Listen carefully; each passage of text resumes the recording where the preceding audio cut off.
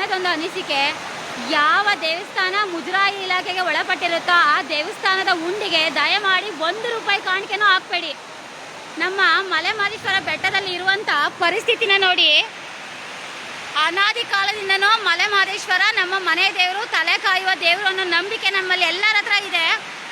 ನಾವು ಹರಕೆ ರೂಪದಲ್ಲಿ ಸಾವಿರಾರು ರೂಪಾಯಿನ ಮಾದಪ್ಪನ ಹುಂಡಿಗೆ ಹಾಕ್ತೀವಿ.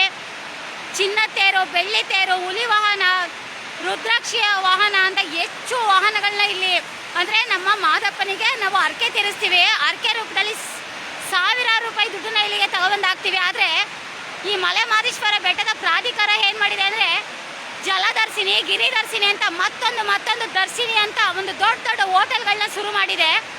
ಅಲ್ಲಿ ಅನುಕೂಲಕರವಾಗಿರುವವರು ಲಕ್ಷಾಧಿಪತಿಗಳು ಬಂದವರು ಅಲ್ಲಿ ಹೋಗಿ ಅಲ್ಲಿ ಉಳಿತಾರೆ.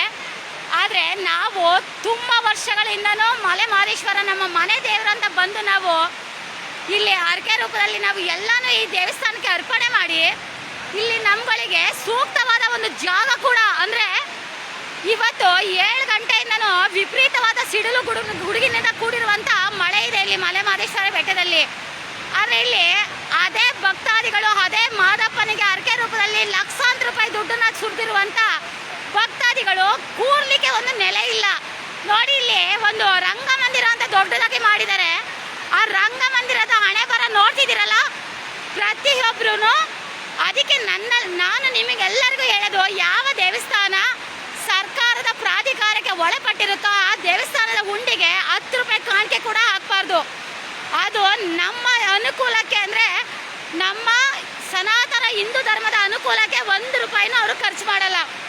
ಅವರಿಗೆ ಬೇಕಿರೋದೇನೆಂದರೆ ಯಾರೋ MLA MP ಮಂತ್ರಿಗಳಿಗಾಗುವಂಥ ಒಂದೊಂದು ದೊಡ್ಡ ಹೋಟೆಲ್ಗಳನ್ನ ಶುರು ಮಾಡ್ಕೊತಾರೆ.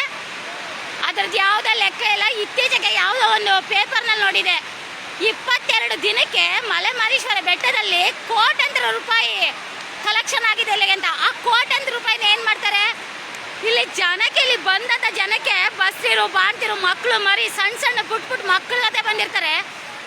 ಇಲ್ಲಿ ಲಕ್ಷಾಂತರ ಜನರು ಪ್ರತಿದಿನ ಬಂದು ಪೂಜೆ ಮಾಡ್ತಾರೆ. ಇಲ್ಲಿ ತಂಗುದಾನೆ ಇಲ್ಲೇ ಉಳಿತಾರೆ, ಏನೋ ಒಂದು ನಮ್ಮ ಮನಸ್ಸಿನ ನೆಮ್ಮದಿಗೋಸ್ಕರ. ಇಂಥ ಒಂದು ಸ್ಥಳದಲ್ಲಿ ನಮಗೆ ಒಂದು ಸೂಕ್ತ ಅವಕಾಶನೂ ಇಲ್ಲ. ಅಂದರೆ ನಾವು ಉಳ್ಕೊಳ್ಳೋದಕ್ಕೆ ಒಂದು ಸೂಕ್ತವಾದ ಒಂದು ಸ್ಥಳನ ಇವ್ರು ಮಾಡಿಕೊಡಲ್ಲ ಅಂತಂದರೆ, ನಾವು ಹರಕೆ ರೂಪದಲ್ಲಿ ಕೊಟ್ಟಂಥ ಹಣನ ಯಾರಿಗೆ ಉಪಯೋಗಿಸ್ತಿದ್ದಾರೆ ಇವರು?